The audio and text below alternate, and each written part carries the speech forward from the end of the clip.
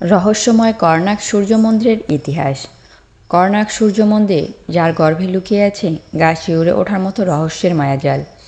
পুরী থেকে ৩৫ কিলোমিটার এবং ভুবনেশ্বর থেকে ৬৫ কিলোমিটার দূরে অবস্থিত এই মন্দিরটি আজও সমস্ত বিশ্ববাসীর নিকট এক বিস্ময়কর।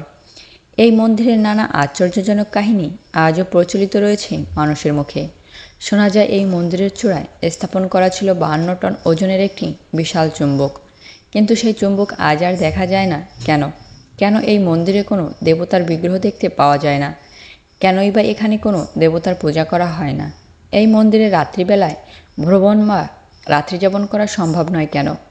ইত্যাদি প্রশ্নের উত্তর খুঁজতে গিয়ে বেরিয়ে এসেছে স্বয়ং সূর্যদেব, ভগবান শ্রীকৃষ্ণের পুত্র শাম্ভ, রাজা প্রথম নরসিংহদেব এবং ধর্মদাস নামক এক ১২ বছরের বালকের নাম।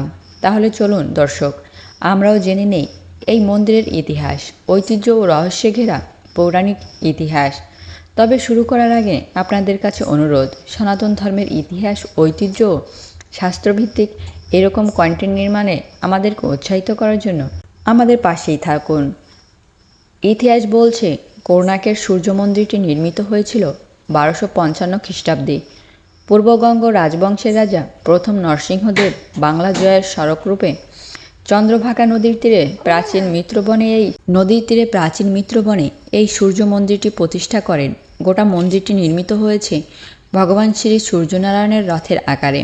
উল্লেখ্য, কোণার্ক নামটি গঠিত হয়েছে কোনো এক অর্ক শব্দের সংমিশ্রণে। আপনারা জানেন অর্ক শব্দের অর্থ হচ্ছে সূর্য, আর তাই সূর্যের বিভিন্ন কৌণিক অবস্থানকে নির্দেশ করে এই মন্দিরটি নির্মাণ করা হয়েছে, বিধায় এর নামকরণ করা হয়েছিল কোণার্ক সূর্য মন্দির। এবং যেহেতু এটিকে সূর্যদেবের রথের আকারে নির্মাণ করা হয়েছে, তাই সূর্যদেবের রথের মতো এই মন্দিরও রয়েছে ১২ জোড়া চাকা এবং ৭টি ঘোড়া। এই ১২ জোড়া বা ২৪টি চাকা বছরে ২৪টি পক্ষকে নির্দেশ করে।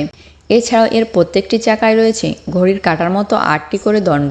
এই ৮টি দণ্ড দিনের এক একটি প্রহর বা মোট অষ্টপ্রহরকে নির্দেশ করে। তাছাড়া এই মন্দিরে ৭টি ঘোড়া সপ্তাহের ৭টি দিককে নির্দেশ করে। তবে পুরাণ বলছে এই মন্দিরের প্রতিষ্ঠাতা স্বয়ং ভগবান শ্রীকৃষ্ণের পুত্র শাম্ভ একদা নারদের প্ররোচনায় পিতা শ্রীকৃষ্ণ কর্তৃক জলাগ্রস্ত হওয়ায় অভিশাপ প্রাপ্ত হন শাম্ভ। এরপর সমুদ্র পাড়ে বসে সূর্যদেবের কঠোর তপস্যা করে তার হারানো রূপ ফিরে পেয়েছিলেন শাম্ভ। আর কৃতজ্ঞতা স্বরূপ তিনি সমুদ্র তীরে নির্মাণ করেছিলেন এই কোণার্ক সূর্য মন্দির। পুরাণে বর্ণিত এই কাহিনী অনুসারে ধারণা করা হয় যে শ্রীকৃষ্ণপুত্র শাম্বের নির্মিত সেই কোণার্ক সূর্য মন্দিরটি সংস্কার বা পুনর্নির্মাণ করেছিলেন রাজা নরসিংহদেব। এখন প্রশ্ন হলো, এত যত্নে নির্মিত মন্দিরের এই বেহাল দশা হলো কিভাবে? প্রথমেই আসা যাক মন্দিরের চূড়ায় প্রতিষ্ঠিত ৫২ টন ওজনের চুম্বকটির কথায়। বলা হয় কোণার্ক মন্দিরটির অবস্থান সমুদ্রের পার্শ্ববর্তী এলাকায় হয় এই মন্দিরের চুম্বকটি সমুদ্রপথে চলাচলকারী জাহাজগুলোর কম্পাসগুলোকে বিকল করে দিত। এজন্য সমুদ্রপথের চলাচলকারী নাবিকেরা কোণার্ক মন্দিরের নাম দিয়েছিলেন ব্ল্যাক প্যাগোডা এবং পুরীর জগন্নাথ মন্দিরের নাম দিয়েছিলেন হোয়াইট প্যাগোডা। চুম্বকের প্রভাবে জাহাজের কম্পাস বিকল হয়ে যাওয়ার ফলে সাধারণ নাবিক ও পর্তুগিজ জলদস্যুরা দিকভ্রান্ত হয়ে ভুল পথে চলে যেতেন এবং পরয়াসী দুর্ঘটনার পতিত হতেন। ফলে পর্তুগিজ জলদস্যুদের দস্যুবৃত্তি করতে অসুবিধা হওয়ার জন্য তারা কোণার্ক মন্দিরের সেই অতি শক্তিশালী চুম্বকটিকে নষ্ট করে দেন। তবে অন্য একটি মতে ইংরেজদের শাসনামলে ব্রিটিশ সরকার এই চুম্বকটি লোকচক্ষুর অন্তরালে স্থানান্তর করে ইংল্যান্ডে নিয়ে চলে যায়।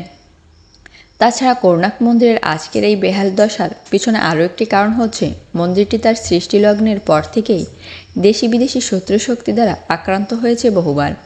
তার ফলে ক্ষতিগ্রস্ত হয় মন্দিরের অনেক অংশ। তাই ১৬২৬ সালে রাজা দ্বিতীয় নরসিংহদেব এই মন্দিরের সূর্যদেবের বিগ্রহটি পুরীর জগন্নাথের মন্দিরে নিয়ে যান। সেখানে একটি পৃথক মন্দিরে সূর্য ও চন্দ্রদেবতার বিগ্রহ স্থাপন করা হয়। শুধু বিগ্রহই নয়, তিনি কোণার্ক মন্দির থেকে কারুকার্য করা অনেক পাথরও পুরীর মন্দিরে নিয়ে গিয়েছিলেন। এমনকি নবগ্রহপাত নামের একটি বিশাল প্রস্তরখণ্ড তিনি পুরীতে নিয়ে স্থাপন করেছিলেন। পরবর্তীতে মারাঠা শাসনামলে কোণার্ক মন্দির থেকে আরও অনেক ভাস্কর্য প্রস্তরখণ্ড পুরীতে নিয়ে যাওয়া হয় এবং সর্বশেষ ১৯৭৯ সালে কোণার্ক থেকে অরুণ কুম্ভ নামে বিশাল একটি স্তম্ভ নিয়ে পুরীর সিংহদ্বারের সামনে স্থাপন করা হয়। এই সময় মারাঠা প্রশাসন কোণার্কের নাটমণ্ডপটি অপ্রয়োজনীয় মনে করে ভেঙে ফেলে। আর এভাবেই 18 শতকের আগে কোণার্ক মন্দির তার সকল অতীত গৌরব হারিয়ে পরিত্যক্ত অবস্থায় পড়ে থাকে। মন্দিরের অনেক অংশ চাপা পড়ে যায় বালির নিচে। ঘন অরণ্যে ছেয়ে যায় মন্দির চত্বর ও এর আশেপাশের এলাকা। ধীরে ধীরে বন্যজন্তুরা বাসা বাঁধে মন্দিরের ভিতরে। তাছাড়া জলদস্যু ডাকাতের আস্তানায় পরিণত হয় নয়নাভিরাম কোণার্ক মন্দির। সে সময় দিনের আলোতেও সাধারণ মানুষ ভয়ে এর ত্রিসীমানায় যেত না। এরপর 300 বছর ধরে বালির স্তূপের নিচে অনাদর ও অবহেলায় পড়ে থাকা এই সূর্য মন্দিরটিকে 1904 সালে উদ্ধার করেন বড়লাট লর্ড কার্জন। তবে ততদিনে কোণার্ক মন্দির চত্বরে মূল সূর্য মন্দিরটি অবলুপ্ত হয়। আজকে এখানে যে মন্দিরটি দৃশ্যমান সেটা আসলে নাট মন্দির, মূল মন্দির নয়। এবার আসি এই মন্দিরের রাত্রিবেলার ঘটনা। স্থানীয় উপকথা থেকে জানা যায়, এই মন্দির নির্মাণের সময় এক অদ্ভুত শর্ত দিয়েছিলেন রাজা প্রথম নরসিংহদেব। তিনি এই সূর্য মন্দির প্রতিষ্ঠা করার জন্য নিযুক্ত করেছিলেন 1200 জন শ্রমিক। শর্ত ছিল 12 বছরের মধ্যেই এই মন্দিরের নির্মাণ কাজ শেষ করতে হবে এবং এই শ্রমিকের সংখ্যা একজন বেশি বা কম হলে চলবে না এবং 12 বছরের অধিক একদিনও অতিরিক্ত সময় নেওয়া যাবে না। যদি সেরকম কিছু ঘটে তাহলে রাজদণ্ডে 1200 জন শ্রমিককেই প্রাণ যাবে। তো এখানে যে 1200 জন শ্রমিক মন্দিরে নির্মাণ কাজ শুরু করেছিলেন তাদের মধ্যে একজন শ্রমিকের স্ত্রী ছিলেন গর্ভবতী।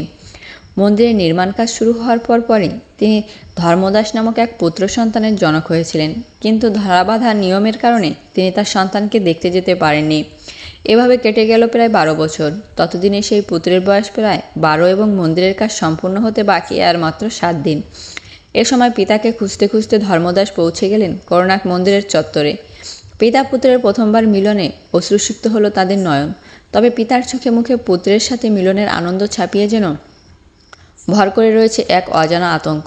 পিতাকে জিজ্ঞাসা করেন। ধর্মদাস জানতে পারলেন মন্দিরের নির্মাণ কাজ শেষ হতে আর মাত্র 7 দিন বাকি, কিন্তু গর্ভগৃহের মঙ্গল ঘরটি কোনোভাবে স্থাপন করা যাচ্ছে না।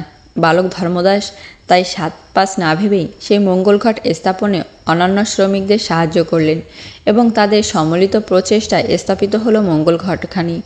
কিন্তু ততক্ষণে আরও একটি অমঙ্গল ঘটে গিয়েছে, আর তা হলো ধর্মদাস সহ মোট শ্রমিকের সংখ্যা দাঁড়িয়েছে 1201 জন। একথা রাজার কানে গেলে সমস্ত শ্রমিকের প্রাণদণ্ড অবধারিত। তাই বালক ধর্মদাস সেই 1200 জন শ্রমিককে বাঁচাতে মন্দিরের চূড়া থেকে ঝাঁপ দিয়ে আত্মাহুতি দিয়েছিলেন।